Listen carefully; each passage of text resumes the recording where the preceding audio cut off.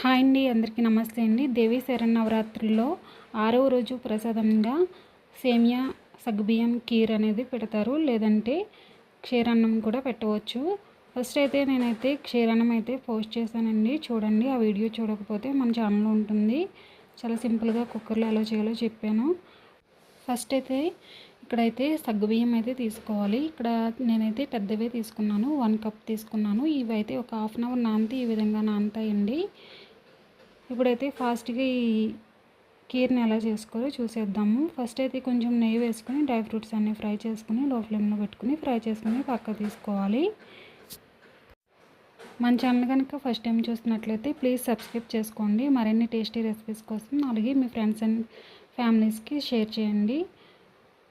ఇప్పుడైతే ఇవి పక్క తీసుకుని పెట్టేసుకున్నాను ఫ్రై చేసుకుని. ఇప్పుడైతే కొంచెం నెయ్యి వేసుకుని ఇప్పుడైతే ఒక కప్ అయితే ఇక్కడ నేనైతే కప్పు క్వాంటిటీ చెప్తున్నాను, ఈజీగా ఉంటుందని. కప్పుతో అయితే సేమియా తీసుకున్నాను, మీరు పెద్ద కప్తో అన్న తీసుకోవచ్చు. నేను ఇక్కడ చిన్న కప్పుతో కొంచెం సేమియా అనేది తీసుకున్నాను. అది మీ క్వాంటిటీ బట్టి మీరు చేసుకోవడం అండి. కొలతలను పెంచుకుంటూ చేసుకుంటూ వెళ్తే సేమ్ టేస్ట్ చాలా బాగా చిక్కబడకుండా చాలా బాగా వస్తుంది.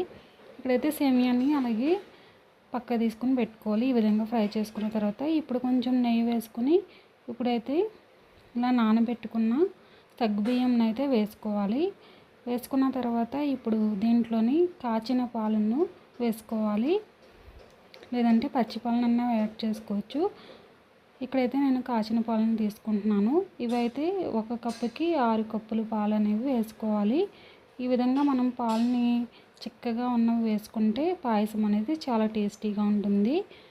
అలాగే పాలు అనేవి కొంచెం ఎక్కువ క్వాంటిటీలో వేసుకుంటే కూడా మనకి గట్టిపడకుండా మనం చేసినది పల్చగా చాలా బాగుంటుందండి.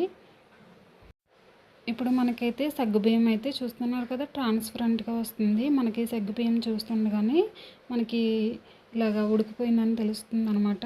ఇప్పుడు అవి నానబెట్టుకోవడం వల్ల మనకి ఫాస్ట్గా ఉడికిపోతాయండి ఈ విధంగాని.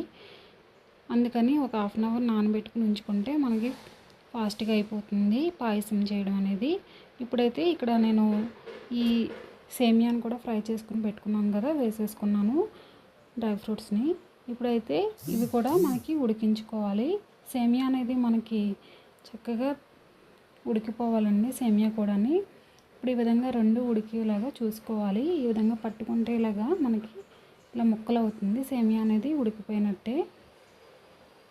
ఇప్పుడైతే షుగర్ని అయితే 1.5 కప్ అయితే వేసుకోవాలి. 1 కప్కి మనం 1.5 వేసుకోవాలండి, ఎందుకంటే మనం సేమియా తీసుకున్నాం 1 కప్పు. 1 కప్ ఏమో సగ్గుబియ్యం తీసుకున్నాం కాబట్టి 1.5 కప్ అయితే షుగర్ అయితే పడుతుందండి. ఇంకొంచెం ఎక్కువ తింటాం అనుకునే వాళ్ళు కొంచెం వేసుకోవచ్చు. ఇదైతే కరెక్ట్గా సరిపోయింది తీపి అనేది. ఇప్పుడు ఇలాచీ పౌడర్ అనేది వేసుకోవాలి లాస్ట్లోని దించేటప్పుడు. ఇప్పుడైతే మనకి చాలా కమ్మనైన సేమియా సగ్గుబియ్యం పాయసం రెడీ అయిపోయిందండి. చాలా టేస్టీగా ఉంటుంది. మనకి స్వీట్ ఎప్పుడైనా తినాలనిపించినప్పుడు కూడా ఇలా సింపుల్గా చేసేసుకోవచ్చు ఇంట్లోనే. అలాగే చాలా హెల్దీ కూడా, సగ్గుబియ్యం అనేది చలువ చేస్తుంది కాబట్టి. ఇప్పుడైతే సర్వ్ చేసేసుకుందాము. అమ్మవారికి కూడా నైవేద్యం పెట్టేశాను. ఇలాగా మీరు కూడా తప్పకుండా ఈ రెసిపీస్ని ట్రై చేసి అలాగే ఎలా వచ్చిందో కూడా ఫీడ్బ్యాక్ చేయండి. అలాగే మన ఛానల్ ఫస్ట్ టైం చూసినట్లయితే ప్లీజ్ సబ్స్క్రైబ్ చేసుకోండి. మరిన్ని టేస్టీ రెసిపీస్ కోసం అలాగే మీ ఫ్రెండ్స్ అండ్ ఫ్యామిలీకి షేర్ చేయండి. ఓకే అండి, థ్యాంక్స్ ఫర్ వాచింగ్. మళ్ళీ నెక్స్ట్ వీడియోలో మళ్ళీ కలుసుకుందాం.